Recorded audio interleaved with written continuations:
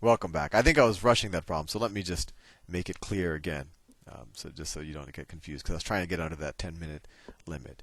But they want to know what the perimeter of this red is, right? That's kind of the outside of this thing that looks like a flower or something. And what I'm saying is that the perimeter of the red part is equivalent to the sum of the perimeters of the rectangles, of the triangle, sorry, the sum of the perimeters of the triangles. But if I were to just take the sum of the perimeters of the triangle, I wouldn't just be getting the red part. I'd also be getting in these parts, right? Because those are parts of the perimeters of the triangles. So if I want just the red part, I subtract out this, what I just drew in blue. And the blue is the perimeter of that inside square. And the perimeter of the inside square is 9 plus 9 plus 9 plus 9, or 36. So I just take the perimeter of all four triangles. Each of them has a perimeter of 30. So together they have a perimeter of 120. And I subtract out the perimeter of the square inside, which has a perimeter of 36. So 120 minus 36 is what? 84? Right, 84. And that's choice D. Next problem. Let me remember that this is where I ended the last problem. Okay, next problem. Problem number 13. The graph of g of x is shown above. Okay, I better draw it like because they want us to essentially look at the graph and figure out a value. So well, let's see. It starts at, roughly. So if I were to, let's see, 2, 4, 6, 8. And we have 2, 4, 6, 8, 10. I'll try my best to draw it like they have. So the line starts like roughly a little bit above 6, not even up to 7. And then where does it go? It goes to like 4. Oh my God, I thought I was using the line tool. It starts a little bit above 6, not even up to 7. Looks like at 1. It starts here, and it goes to the point 4, 2. It looks like 4, 2, and then it goes from 4, 2 to 6, 3, roughly, or maybe even exactly 6, 3, and then it looks like it goes to 8, 8. 8, 8 is like there, roughly. That's about right. And then it goes down to, like, I don't know, almost 11, 2.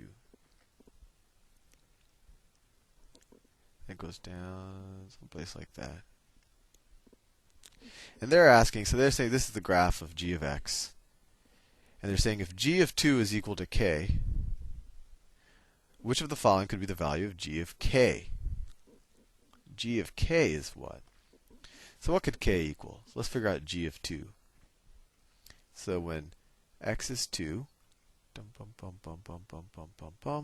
what is y equal to? Well, it looks pretty darn close to 5, if not exactly 5. So k is equal to 5, right? G of 2 is equal to 5, right? And they want to know what g of k is. Well, we figured out that k is equal to 5, so now we want to know what g of 5 is. So we go to 5, we go bop, bop, bop, bop, bop. This is 5, and then we go bop, bop, bop, bop, bop, bop, bop, bop, bop. Looks pretty close to 3. G of 5, and actually the way they drew it, it doesn't look close to 3. The way they drew it, if you look at where 5 is, it looks actually less than 3. It looks like 2.5 actually. The way they drew it. That's why my drawing is a little off. So if you look down, look at the x value. When x is equal to 5, you go up to the graph. It looks like the graph value there is right around 2.5. So I should say this is 2.5. And that is one of the choices, B. Next problem.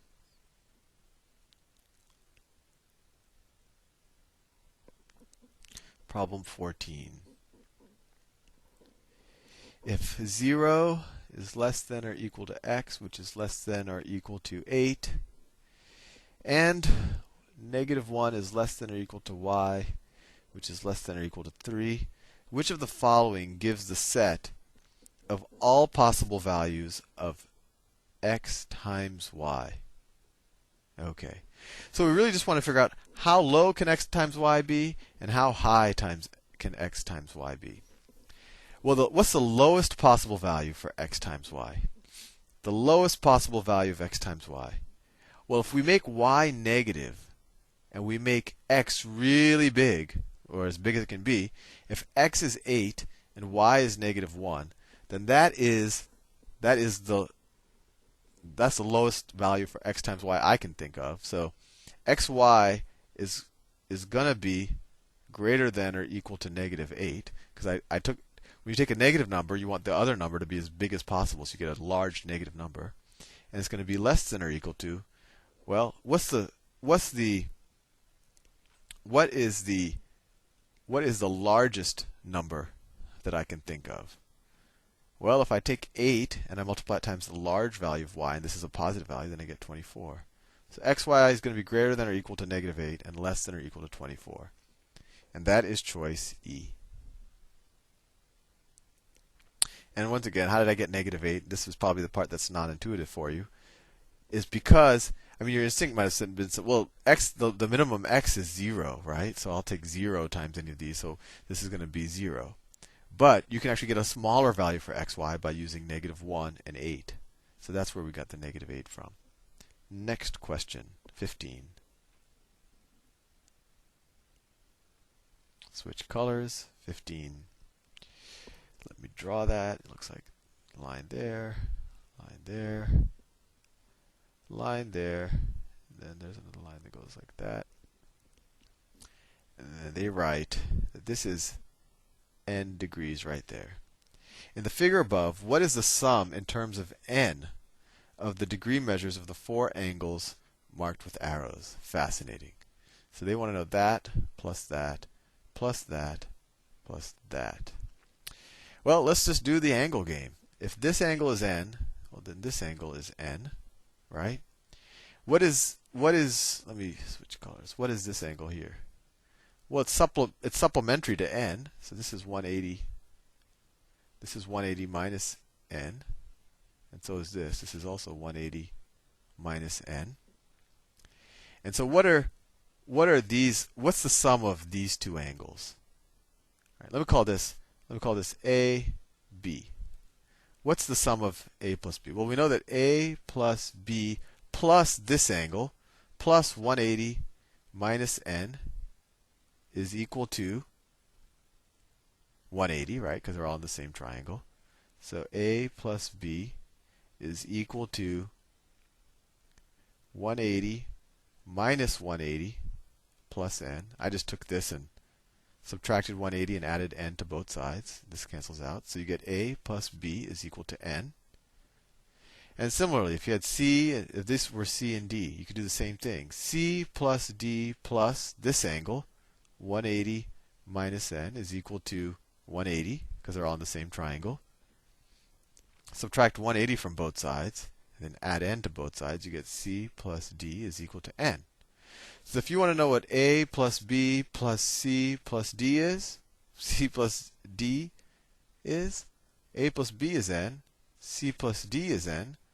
So the whole thing is going to be n plus n, or 2n.